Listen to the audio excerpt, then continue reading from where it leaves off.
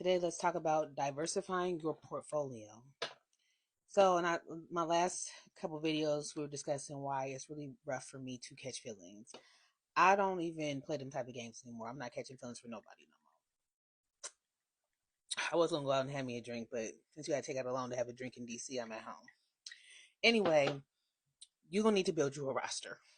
Okay, I'm just gonna have to say it. What you don't want on your roster is a pack of YNs. You want to have a diverse roster that has maybe one YN, one younger guy, maybe within like 5 years of you, somebody your own age, and somebody older than you. I recommend a roster from 3 to 5, no more than 5, just because it's hard to keep up with 5. And, when you get into cougar ages, your memory is not going to be the same. So you're not going to be able to remember everything. You're going to have to spread your roster out. Make sure that you're not dabbling too close together with the roster, if you get what I'm saying.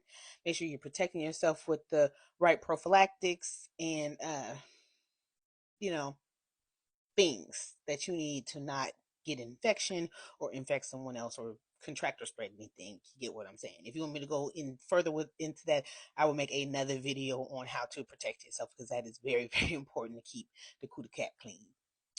Anyway, so with the roster, make sure you're diversifying your portfolio.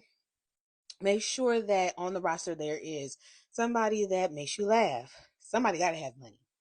I would suggest that there's like one that has really good money, and that's usually the one that's older because they're established. The YN may or may not have any money. He might be very broke, or he might be okay, but you don't want to go too broke. Okay, if he asks you for money, that's too broke.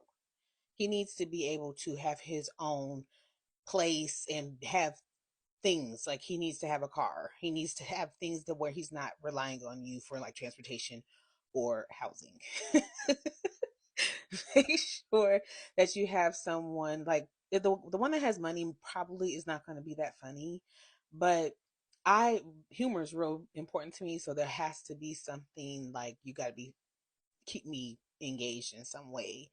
I really like to have one on the roster that likes to take me out on dates. I like to have one that likes to be in the house, because sometimes I want to do one of the two. There's got to be a backcracker on the roster, a frame tear down or whatever. On my rosters, I require someone who performs acts of service. If I do have men over my house, it's because they are fixing, building, or assessing something to be fixed or built. So, like, if something is wrong with my plumbing, you can come look at the plumbing and hire me a plumber.